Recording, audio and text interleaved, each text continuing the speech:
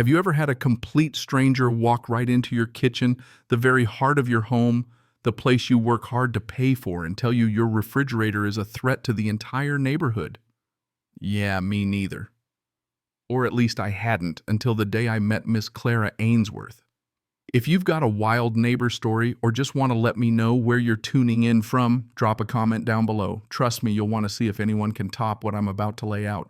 My name's Arthur Jenkins, and up until about a year ago, I figured I'd landed a pretty quiet life here in Glen Haven, North Carolina. It's the sort of town where the trees are older than most of the houses, folks mostly mind their own, and if they wave, it's more of a polite habit than a real hello. I'm a retired IT guy, spent my years wrestling with computer networks bigger than my first apartment. When I finally hung it up, I wanted nothing but peace, so I picked out a modest little ranch on Primrose Lane, a spot that sounded as peaceful as it looked. I like my life orderly, my shirts are color-coded, my tools all have their place, and sure, I like a few modern conveniences, nothing crazy, just little things to make the day easier. Smart thermostat voice-activated lights. And yeah, a smart lock on my fridge. Folks ask about that one. Well, I like to cook sometimes. I've got ingredients in there that cost more than I care to admit. Truffle oil, aged cheese, you name it. The lock kept my grandkids out when they visited, helped me track my own snacking, and honestly, it was just fun to tinker with. Nobody's business but mine, or so I thought. 2 doors down across the street lived Miss Clara Ainsworth. Let's just say she carried herself like her tenure in the neighborhood gave her authority over every blade of grass. From day one, I got the sense my arrival, me a black man, in a mostly white area was more noted than celebrated from her end. Polite but frosty nods, the kind that don't quite reach the eyes.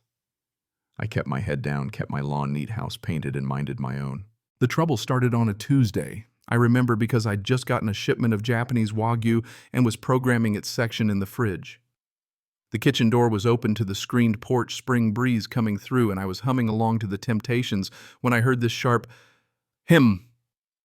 I turned, and there she was, arms crossed, standing just inside my kitchen, eyes fixed on my fridge like it had insulted her ancestors. I kept my cool even though my blood was up. "Miss Ainsworth," I said, "can I help you with something?" My tone probably made it clear what I meant was she should help herself right out the door. She was laser-focused on that little keypad on my fridge. "What in God's name is that?" she barked. I gave her my best deadpan. That's my refrigerator. Pretty standard, keeps the food cold. She wasn't having it. "Don't be facetious, Mr. Jenkins. I mean that contraption. The one with all the numbers." I told her it was a smart lock for security. She stepped in farther. My own kitchen mind, her perfume, something aggressive and floral, nearly choking out the air. "Security?" she sneered. "Are you keeping state secrets in your butter compartment? This is a respectable neighborhood, Mr. Jenkins. We don't have things like that here." Now, I've had to keep a lot of anger in check over the years, but I could feel that old simmer starting. I said, "With all due respect, Miss Ainsworth, it's my refrigerator in my house. What I keep in it or on it is my concern." She didn't like that, not one bit. Her face went from pinched to purple. "Your concern is the community's concern. What if paramedics need to get in there for, I don't know, life-saving milk? What if it interfaces with the power grid and causes a blackout?" She actually said that. "People in Glen Haven don't lock up their food like they're running a fortress." I nearly laughed. Paramedics needing life-saving milk. A fridge hacking the power grid. But I caught the real message. Folks like me don't belong here. Not with my gadgets, not in her neighborhood. "Miss Ainsworth," I said, "my fridge isn't a threat to the grid or national security. It's just a lock for my groceries." I pointed to the door. "Now I'd like you to leave." She puffed up, glared at my fridge, and declared, "You haven't heard the last of this, Mr. Jenkins. This neighborhood will not stand for it." Then she stomped out, leaving behind the lingering stench of lavender and entitlement. I just stood there, spatula in hand, as the whole spring day turned cold. And I had a sinking feeling she was dead serious about making trouble. Turns out I was right.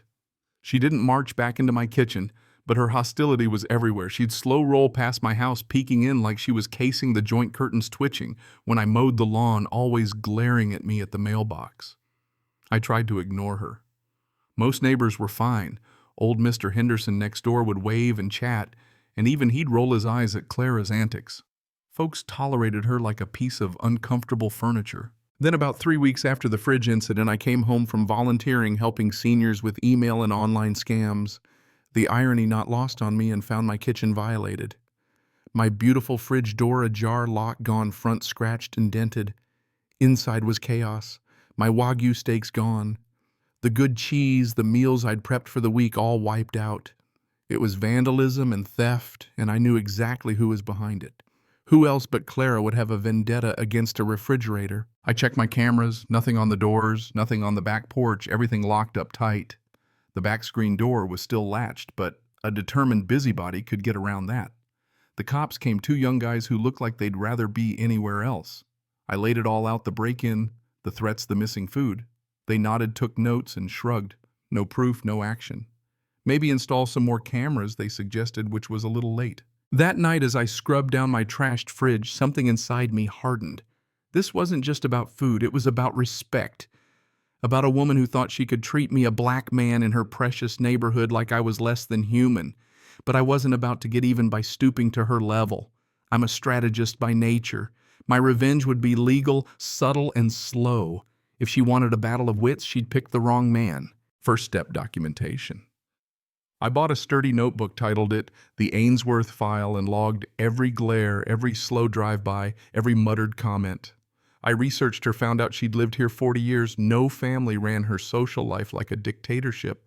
Her pride and need for control, those were her weak spots. Next, I called my lawyer buddy Thomas Ashton for advice.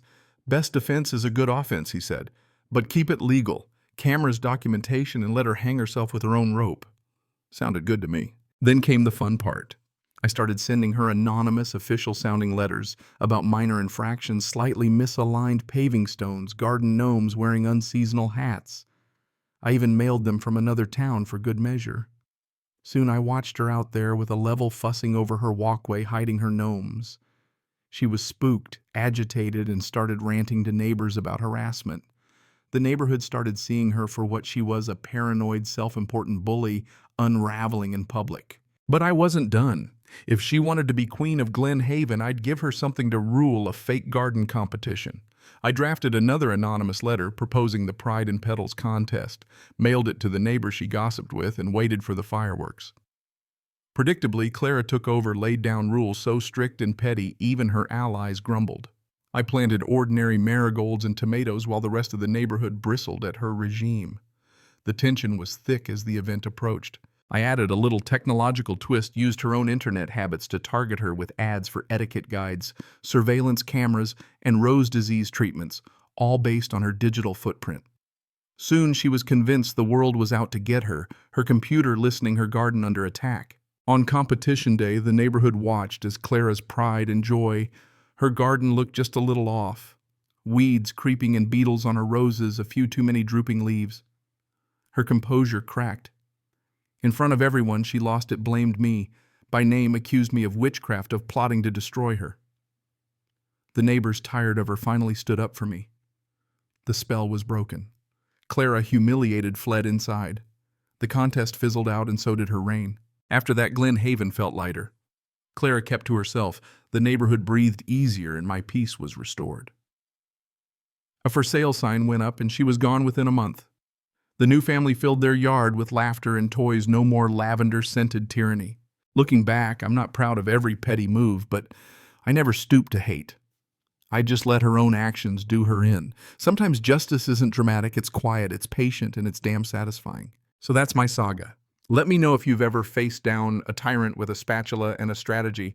What's neighborly justice look like where you live? Drop your thoughts below, because the line between right and wrong, justice and revenge, is where the best stories live.